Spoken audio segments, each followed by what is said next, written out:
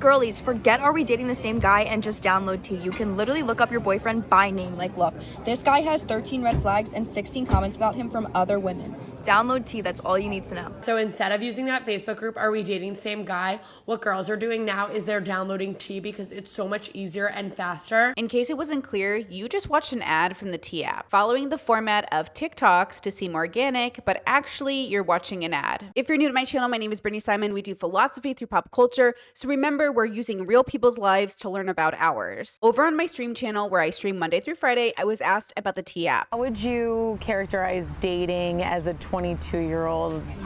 Honestly, it kind of sucks. Out of that, an app was born. It's called Tea, as in spill the tea or gossip. It's got Gen Z in a chokehold, spreading as it does on TikTok. Mama, we made it. Look at that. Whoever keeps posting my husband on the T app needs to stop. Guys, I'm trending on the T app. I'm trending on the T app. And over on my Discord, which helps fund this channel and all the work I do across the internet, I was asked to talk about the affair that Coldplay caught on their cam. Kristen Cabot resigning from her position as head of human resources for Astronomer a week after she was caught cuddling on camera with her boss at a Coldplay concert near Boston. Andy Byron, seen in that video as well, stepped down as CEO of the company a few days ago. Both are married to other people. The video of them trying to hide their faces when they realized they were on camera went viral. I want to combine these two stories to talk about our reaction to bad behavior. I just got accepted into the T app. And let me tell you, I don't even have to post anyone in here that I want to see. The amount of men that I have seen that I know, sick. It's so sick. It's so sick. It doesn't even, I found out people had babies that I didn't even know about. And most of y'all got girlfriends. So one of the things that brings these two stories together is the element of cheating, betrayal, or an abuse of trust. Oh, look at these two. All right, come on. You're okay? Oh, what? Either they're having an affair or they're just very shy. In the Coldplay cam situation, it was two married people caught on camera, meaning two different families will be impacted by this affair, just like human to human. And I think that's the focus of this video here. I want us to focus on the hurt, pain, and betrayal that comes with cheating. On the other side, we have the T app, and the T app is quite controversial, and I have a lot of strong opinions about it, so I'd love to hear yours in the comment sections down below. The word T originated in LGBTQIA spaces, specifically Black and brown. So it definitely has been normalized in our vocabulary enough that a white guy created an app and used it. But I want to say something that I think is kind of important here. According to the internet, the origination of the T app was meant to protect women from abuse and toxicity. But what is T about our abuse and toxicity? Honey, what's the tea? Tea, the way we know it now, is sort of a word for gossip. That's the T. But our abuse is not gossip. But it is truth. So if you're using it in the capital T sense, then I'm with you. But if you're using it to say that it's sort of like gossip, then I don't think there's anything gossip about our abuse. Dating in 2025 is cooked. The #1 app in America right now is the T dating app. Muslim men haven't been this afraid since the Patriot Act, NYPD surveillance, TSA pat-downs. What's got them up in arms? The T app. Let's talk about abuse and cheating, because I think for myself as a Brittany, I do consider cheating a form of abuse. Now, cheating comes on a spectrum. You can be people who are in a relationship and your partner texts somebody, holds hands with somebody, kisses somebody. You can have somebody in a relationship that has a long-term affair. They're sneaking behind your back. They're spending lots of money. They're telling you nothing's wrong. I'm just working late at the office. They make you feel crazy. They gaslight you. Cheating can come in all shapes and forms. Maybe they're cheating on you in a way that ends up in a child being created, or an STI being shared. Or maybe their cheating ends up with somebody confronting you at a grocery store, or ending up at your workplace, or maybe posting a video of you online. It's all fun and games, but y'all better pray that these men don't get their own version. A lot of y'all women get spared so much because men don't run their mouth. If men ran their mouth half as much as y'all ran y'all mouth, a lot of y'all would be in trouble. She's absolutely correct. Ladies, y'all be capping on this app. The only reason why a lot of y'all get to cheat in peace, because we choose not to snitch on y'all. We don't come to your husband man to man. We don't follow him on Facebook and Instagram. We're not out here leaving subliminal messages. We keep it P. That's how y'all get to cheat in peace. And as somebody like myself that used to be a career side piece, I know how down and dirty y'all got. Because I entertained women that was married, women that was in long-term relationships, women that had just had a baby, and more. And as of to this day in 2025, single women don't even bother me. It is the married women or the women that are currently in relationships that jump in my DM and have the most to say. I just choose to ignore y'all. I'm genuinely perplexed by this person's TikTok, and they have a few more that we could go over. Because men in nature are not naturally messy like women. Ew. But the gist of their content is basically, let me expose cheaters because I used to be one. Or in his own words, a side piece. Just a reminder, we're not all dating the same people. And if you find yourself in this situation, you can always get out. The world doesn't function like this as a whole. Cheating is ugly, and it's ugly for a reason. And it's been talked about through culture for thousands of years. I mean, even if you look into the religious bubble, which I was raised Catholic, I mean, cheating is a part of the 10 Commandments. So there's obviously something wrong with the betrayal. And yet it is so normalized within culture. It's so normalized that we kind of just don't think it's that big of a deal. I want to take a moment and talk about real life versus fantasy. First, I'm going to show you a fantasy, a joke, a comedic skit about the T-app. Then I'm going to show you a very real video from a very real man. Of course, if I got any of this wrong and the second clip is indeed not a real man and a comedic skit, I will make a correction. But I am afraid, ladies, that it is indeed a very real video from a very real man. I have 2 domestic violences. She's on here saying I got 3. Only one of them was a felony. Bitch, Kayla wanna talk shit on that goddamn app? Yeah, watch this, watch. I'm calling her mama. Call her mama, brother. I am. Hello, Miss Beverly? Your daughter's a fucking whore. Oh, don't date him. I was with him for 4 years, caught him with my sister. That was one time. Don't I have rights against that shit? Isn't there like amendments? I don't know which one it is, but there's one of them. I might just take her ass to court. I had a female friend of mine go undercover on the T-app, and I found that there were some women talking about me. Some clarity ahead of time. I'm very honest with women that I date. I'm very honest about my intentions. I try to be intentional with the women that I date. But sometimes you end up situations where you don't necessarily want to have a conversation to end things because maybe you've only been talking to this woman for a couple of days and then they get a little crazy, right? My friend went undercover for me and sent me a screenshot of some things some women were saying about me. I could tell you exactly who 3 of these women were, and I could tell you exactly why it happened, and I could tell you exactly how it happened. They were clearly just upset. They felt that they got slighted. I was honest with them. I was respectful with them. One girl on there had said some pretty foul shit about me. I called my lawyer. I said, hey, is there anything we could do about this? This is defamation. This is entirely untrue, et cetera, et cetera. He said, they're posting as an anonymous user. You can't get anything from them, and you would probably have to subpoena the app. Boys, when we come out with the coffee version of the T-app, y'all are cooked, 100%. There needs to be something that is not so much of an echo chamber. I feel like a lot of the women on the T-app who are upset, and I know this is going to upset some of y'all, it's an echo chamber of women just playing the victim. And like, sure, I understand there is moments where that app is probably extremely useful. I'm sure some women have caught men cheating. Fucking leave them. You shouldn't be with them anyways. At the end of the day, boys, we gotta unite. I genuinely started to doubt myself, and I kept thinking, this has to be a skit. This has to be sarcastic, right? But then I looked at his TikTok and I checked out his other videos and... Boys, we did it. We came up with a T-app competitor and it is called Box Score. Boys, it happened. The T-app database has been leaked. The lack of critical thinking is absolutely insane to me. I made a video about the T-app and it is all mostly women being messy in the comments, not asking questions, they're just piling on, shitting on men. I would imagine that's exactly what the T-app is like, and you guys are proving my point. Okay, hello, this is Editing Brittany. This was so outrageous of a video from this man that I had to make a reaction video of it really fast because we have to talk about this.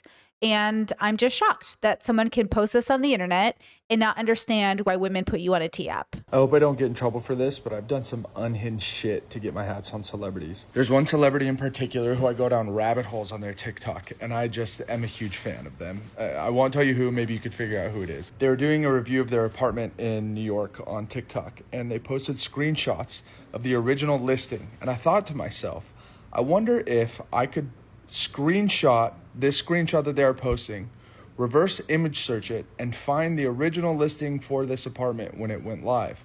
Because this was only like a month later, 2 months later, right?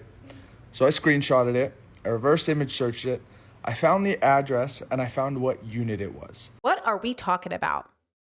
So he stalked. He stalked. Is he admitting to literal stalking?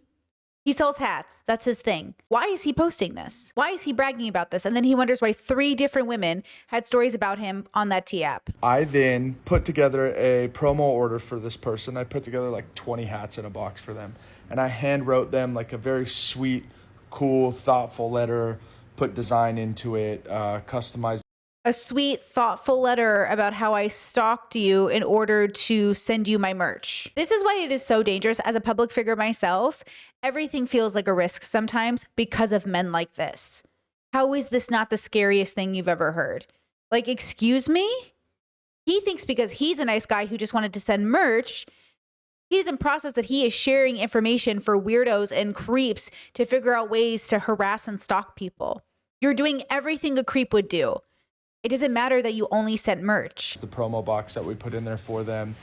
And sure enough, like a week later, I see on this person's story that they got the package of hats. And as they're unboxing the package of hats, they said, I'm not sure how you guys got my address, Og11, but thank you so much for the hats. Oh my God, this. Don't know how you got my address. Oh, he's even mimicking their behavior as if they looked like really confused. And this is where I hope that celebrity, that person, like takes note to be more careful in the future because of weirdos like this. We got 3 story posts out of it. We were posted on their Instagram 2 or 3 times. We were posted on their, they wore the hat on their podcast.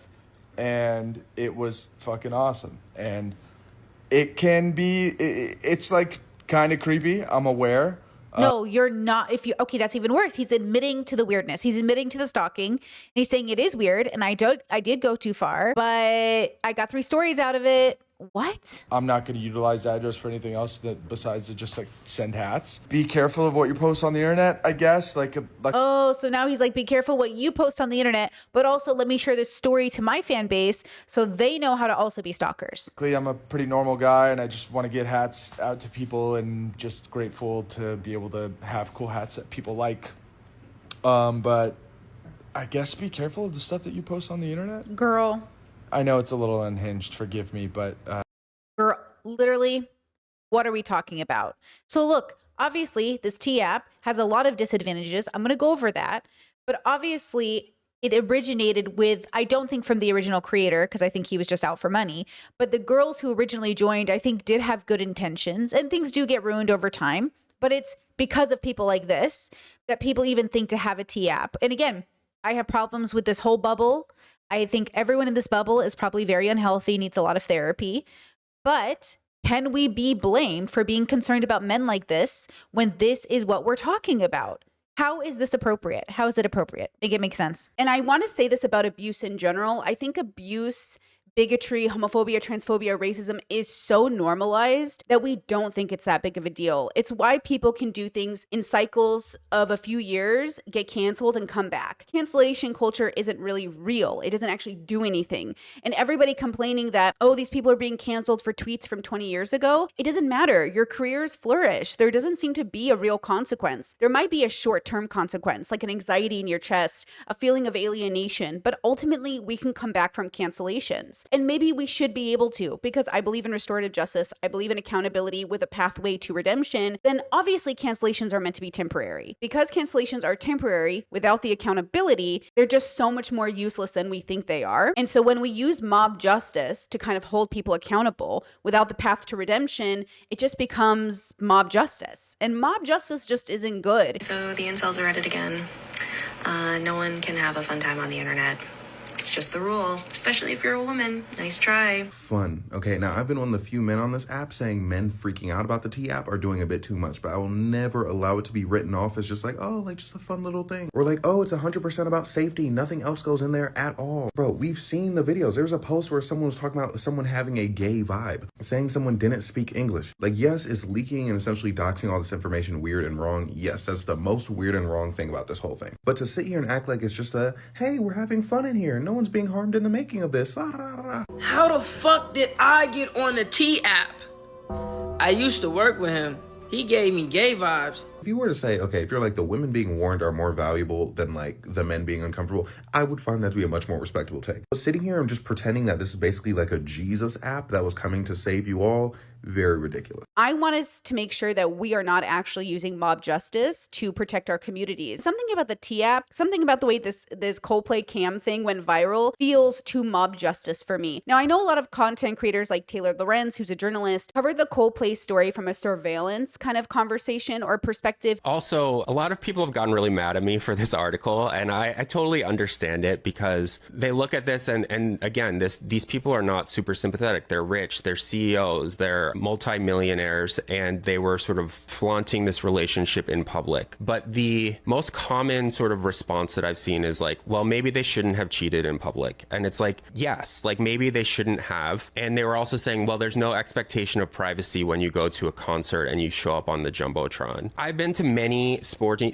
events. I've been to many concerts. I know how Jumbotrons work. Most people don't mind being up on the Jumbotron. Most people like start dancing and having a good time. But I've also seen lots of kiss cams and things like this where it's like, these people don't want to be on screen. These people are not dating. They don't want to be kissing each other. Like something weird is happening. And at the same time, over the last few years, like I go to a lot of baseball games, I go to a lot of basketball games. Increasingly, you need to scan your face to get into the arena. At the Intuit Dome in Los Angeles, you can't scan a barcode to get into that anymore unless you want to go to one special line that they have for the entire arena. Otherwise, you have to upload your face, you go through the turnstiles, and then you use your face to pay for everything. You go to concessions, you have to use your face. You want to buy a beer, you have to use your face. And it's like, this has just become so normalized anywhere that we sort of interact in public. And I think that I don't care what these people were doing. Like, I don't want to defend them, but at the same time, I don't think that going to a concert means that anything you do there should be broadcast to whoever, and then fair game for anyone to research anything that they want to about you. Yeah, well, there's this idea like every time you leave the house, well, you're stepping into the public realm of the internet then, and anybody has the right to surveil you. And in a sense, like, I mean, obviously I'm a huge defender of free speech rights and the right for people to, document things, especially journalists. But I think we need better norms around it. What's so scary too, Jason, is that like, and you know this too, is like this tech is always weaponized against unsympathetic people first. Like you always hear this argument, especially when the government wants to use some sort of invasive new technology. It's like, well, we're using this against these like unsympathetic people, right? Or like, oh, well, it's fine to sort of mass surveil bad people. But then that line, like the goalposts constantly move more and more and more until it's just normalized against everyone. We're recording people and putting them on blast. There's no safety. We're doxing people. So valid. But just human to human, coming down to your individual lived life. Is this good for you to be a part of a bubble, a part of a culture that puts people on blast because you don't agree with them, / you think they're toxic and abusive, / have you deconstructed to make sure you're calling out the right people? Now, I am not in any way very sympathetic to most of the men who ended up on this T app. If you're an Arab guy and you're really worried if you're on the T app, then you are on the T app. Yeah, habibi. The T app got a data breach and I'm here for it. This is the same kid who was on the verge of crying like a baby because someone said his government name on TikTok and he claimed that put his family in danger. But yet, he's happy because the license and identification they use to verify that they're women, yeah, we know who you are. And that sounded like a threat. And I am certainly not sympathetic to the couple that was caught having an affair on a Coldplay cam. And yet, who I am sympathetic to is you. Person who's at home, getting angry, posting, sharing, feeling betrayed. And instead of going to therapy, doing meditative work, doing philosophical work, we're angry and we're joining in a mob to seek out justice, but we don't even know why. T-app users, why are you posting that man's mugshot asking if we got any tea? You know who got the tea? The state. County. Okay, what do we talk about? What are y'all doing? Mind you, when the T-app first really started blowing up, I said it was going to go downhill just like Are We Dating the Same Guy Facebook groups. When it came to the Are We Dating the Same Guy Facebook groups and now the T-app, it's this influx of women that, oh, I'm about to victim blame. I don't care. Stay with me though. They look past the red flags and ask other women what they think. I'm talking, they posting pictures of the most heinous looking men where you're like, okay, girl, what did you see in him? Like, not just ugly, right? Like, not just like, because that's subjective.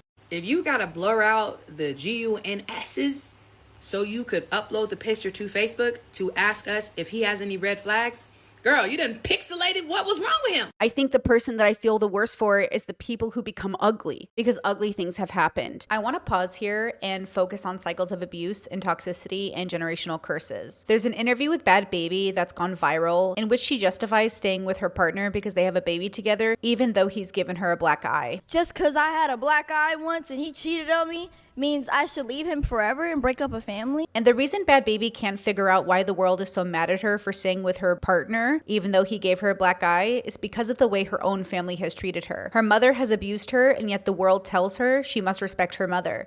That's your mom. Why don't people say that's your man? Instead of the world telling her you're allowed to cut off ties with an abusive parent. Y'all say that about brothers, sisters, aunts, uncles, cousins.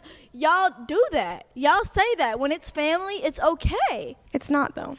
No, it's not. It's but not I'm saying okay. to them, when it's family, it's okay. So she internalizes, if we have to stay in families where we're abused, why shouldn't we stay in relationships where we're abused? We cannot pretend that the TAP doesn't reflect the toxicity in society and in our own families. We have to do the work to break these generational curses so none of our kids have to be on TAPs in the future. And I want to encourage you to choose joy and choose values and choose dignity over this mob justice. But how do we do that? I think it starts off by making sure we're holding ourselves accountable while we're calling out abuse or toxicity. So one of the scandals that came out over the TAP were women calling out men for, quote, giving gay vibes. I used to work with him. He gave me gay vibes. Obviously, as a queer person myself, any form of homophobia or transphobia or bigotry or racism is absolutely a no-go. And if you yourself are coming from a community in which you are allowed to be bigoted because of, quote, your religion or culture, yeah, we have to stop that. And I know as an Assyrian person myself, I've noticed that the T-app videos I'm getting on my timeline are coming out of Dearborn, Michigan, which I have a lot of relatives there. I get it. I'm going to say something very insensitive about the T-app in Dearborn, and it's going to sound like I'm just being an asshole, but I really have a reason for why I'm phrasing it the way I am. I don't have any space in my heart for pity towards the men on this app, whether what is being said about them is true or not. If you grew up in Dearborn, every woman you know and grew up with was subjected to that same level. In an ideal world, the app wouldn't exist, but neither would all of the gossip that every girl and every woman who grew up in that city grew up with. What they're experiencing, that fear they're experiencing for the first time, is the fear that every woman in this city lives with from the day they become conscious. It's socialized in us from the very beginning. And then most of us spend our adult lives unlearning what needs to be unlearned and picking apart what does and doesn't hold value for us in our personal values. So the Arab community is being hit and the Black community is being hit. And this makes a lot of sense because Black and brown communities uphold patriarchy and are deeply misogynistic. I mean, they follow patriarchal religions, which are deeply misogynistic and homophobic and transphobic. So the women dating these men who uphold the patriarchy are also women who are going to join the T-app to put men on blast for being, quote, too gay. Though this T-app started with good intentions, and I even asked a friend of mine if she knows what the T-app is, and she said, oh yes, I'm there. I've posted. I had an abusive ex who was really dangerous, and I posted about him. Okay, fine. But also what it's become now, how do we protect women if the women themselves are transphobic, homophobic, and racist? How do we protect women against the abuse of men when they want to date men who are abusive to other communities? Two things I've learned while snooping on the T-app with little to no explanation. Number one, the majority of you are on there not because you care, but because you are there to compete. Number two, these men look exactly like what they would have done to you. And I think it's really difficult because abuse is abuse. It's bad. We just covered Lauren Southern over on my stream channel, and she claims she was assaulted by Andrew Tate. I believe her. And at the same time, I want to make sure that we keep Lauren Southern accountable for all of the racist, white supremacist, disgusting action she's taken over the years. I want to make sure we hold her accountable for upholding the patriarchy. And so the dilemma is that you can be an abuse victim no matter who you are. But ultimately, just because you're an abuse victim doesn't mean I have to ignore the fact that you're also transphobic or homophobic or any of the things. And I also want to make sure that we are understanding just from a personal perspective, I want you to feel safe in the world, and posting your abuser on an app that had such bad security that it was easily hacked by boys on Reddit and 4chan puts now these women at risk in a way that this app is probably not going to be held accountable for. So now we run into this other issue. We're under capitalism. This white man took a word from the Black community, from the queer Black community, used it in his app, claimed it was for his mother, but ended up putting all these women at risk anyways. And so for me, I tend to raise an eyebrow at apps run by people who live in San Francisco, who claim it's for the safety of women, but really, isn't it just for capitalism? Isn't it just for securing the bag? And so I just doubt the good intentions of this app. I also doubt all those people that came for that couple on the Coldplay cam, in a sense that I don't care who they are. I don't care who they are. I care about the fact that their spouses just saw this, their kids just saw this, their family members have to live with the reality that their mom and dad cheated, their mom and dad suck. And I think that's much more important than whether or not we spent our time Googling on Facebook who these people were. Because I personally think, and maybe this is just because of where I am in my life, if you spent any time in your life trying to figure out who this couple was, you're the problem. Like, you're the other part of the problem. You know what I'm saying? And if you don't understand what I'm saying, let me say it in a different way. If you are excited, elated, or giddy over the pain that these families are going through because you felt justified in tearing this couple apart, you're the problem. Wanting to out abusers is different than being excited to out abusers. Sometimes I see this in people, especially certain content creators, where I feel like they're hoping there's abuse so they can out it. I just want to remind us that there is a difference between being brokenhearted and upset that we have to report abuse rather than being excited that there's abuse to report. I more or less care how we plan to educate our populace to not be these people. I know people are going to feel judged. I know people are going to feel defensive. I know people don't want to hear it, but we are all the problem because we are people and we are flawed. Over on my Patreon, links in the description, we have a Discord. One of the events we had done recently, we read Bell Hooks's All About Love, The New Visions. Quoted in that book saying, "When we understand love as the will to nurture our own and another's spiritual growth, it becomes clear that we cannot claim to love if we are hurtful and abusive. Love and abuse cannot coexist. Abuse and neglect are, by definition, the opposites of nurturance and care. An overwhelming majority of us come from dysfunctional families in which we are taught that we are not okay, where we are shamed, verbally and or physically abused, and emotionally neglected, even as we are also taught to believe that we were loved. For most folks, it's just too threatening to embrace a definition of love that would no longer enable us to see love as present in our families. Too many of us cling to a notion of love that either makes abuse acceptable or at least makes it seem that whatever happened was not that bad. I've certainly been the problem before, and I'm trying not to be the problem again, but until we face the fact that we have problems, that we aren't the smartest person in the room, all of us collectively, we're not going to actually get better, and we're just going to continue with this mob justice. So when we think about abuse, and this is very complicated because I do think cheating is a form of abuse, we often think, wow, why are you promoting abusers, right? Why are we even supporting abusers? But abuse comes in all shapes and sizes. If you grow up in a homophobic, conservative home, those parents are going to be abusive to their queer and trans kids, but you won't see yourself as an abusive parent because when you think abusive parent, you think so bad you should either go to jail or never see your kids again. But abuse is a spectrum, and abuse impacts your children, whether you like it or not. But maybe you don't deserve to go to jail. Maybe instead you should go to classes. Maybe instead you should deconstruct your homophobia. Just because you've cheated and been abusive doesn't mean there isn't a road to redemption, depending on the type of cheating that occurred. Same with your homophobic parents. Depending on the ways that they promoted their homophobia, maybe jail isn't the answer, or maybe it is. It just depends on what you did. But ultimately, our goal should be to deconstruct all of the ways we hold bigotry towards groups of people because we feel like we're in the right. And then we have to decide, how do we show compassion and love to people who have done wrong? Because it says more about our character than theirs, how we react to bad people. Just because they've been bad doesn't give us the right to be bad also, because now we're just two bad people. So how do we make sure we do the right thing even when people do the wrong thing? And I think it takes a lot of philosophical work, a lot of therapeutic work. And we've learned time and time again that the people who say they're allies to you, the people who say they're your friends, will sit in a room with you and be disgusted at the very part of you that makes you you. We saw this with Nene Leakes and T.S. Madison. I mean, here's the thing. I know that women consider trans women men because we were born male, but there's a difference between being man and male. I get it. Yeah, so the man gonna be sleeping with me and you, I don't want to talk to him no more. You don't? No. Because, see, he's not telling me the truth. Well, 9 times out of truth 10, does he need to tell you, Nene? Tell me. the guy seemed like he would come and tell me that he's bisexual. So what if he never told me? Isn't he lying to me? You said they wake up and lie. They do. So he woke up and lied. But how can we make men comfortable to even say that they find other things outside? I don't know, but I feel like he should tell me what he likes. But here's the thing: you might demonize him for telling. I won't. I just probably won't be with him. Yeah, that is correct. And then men risk they risk losing that. You know, there's some men that have experiences, just like there are women that have had an experience. We saw Nene Leakes say to T.S. Madison, I'm your friend, I'm your ally, I believe in you. And at the same time, I wouldn't want to date a man who would want to date you. There's this TikTok that I saw, and I keep bringing it up time and time again, but I think it's so important. You're not an ally if your husband isn't. You're not an ally if your wife isn't.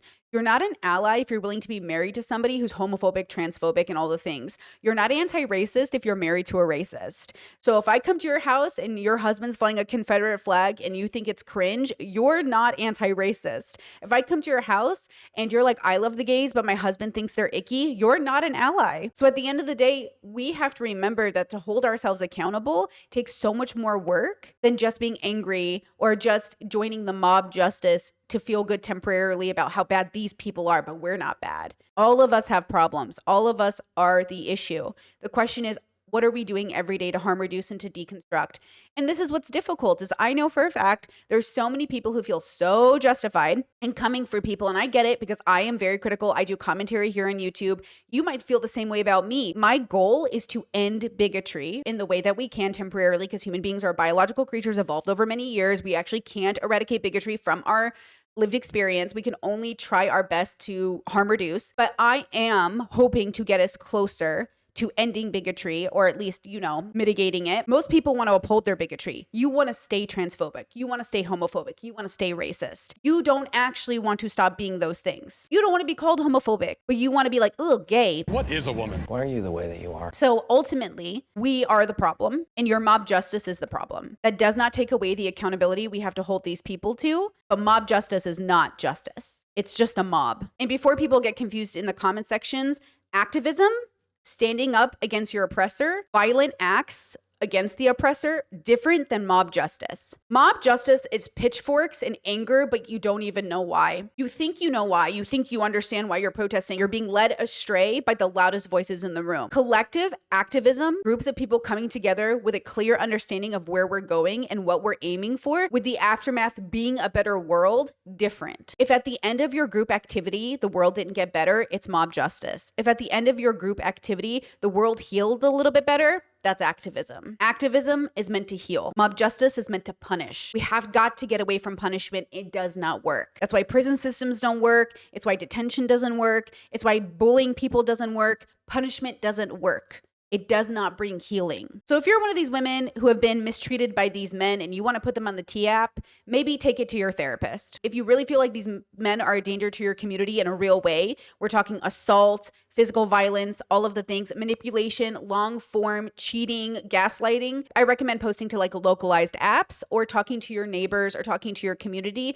We can't protect everybody. We've certainly all dated toxic people who are out there in the world doing toxic things. But ultimately, you have to make sure you also keep yourself safe. Please keep yourself safe. Make sure you can't be stalked or doxxed. Everyone deserves a right to seek redemption. And if that person is truly seeking redemption and accountability, they themselves will own up to what they did. They themselves will say, hey, I've cheated. I'm going through stuff. You shouldn't date me right now. And they will hold themselves to that accountability. But this is a values thing. And right now, I just don't think we have those values. We think we do, but we don't. We say we're anti-abuse. We say we're anti-rape, but then Trump is president. We say we don't support abusers, but Andrew Tate's going on podcasts like it's casual. Like ultimately, we're fine with abuse as long as the abuse isn't happening to us. And then all of a sudden we're angry. And you should be angry because you don't deserve to be abused, but nobody else does either. Not gay kids, gay adults, trans adults, not anybody because of their skin color, not anybody because of their gender. So if you're feeling justified, pause, deconstruct it, make sure it's actually justice before engaging in behavior that could cause more harm in the world. Okay, I'm curious about your opinions, of course, and I'm sure you have plenty, so share them in the comment sections down below. Like, subscribe, share this with somebody who might be interested, and I will see you guys for the next one. Bye-bye.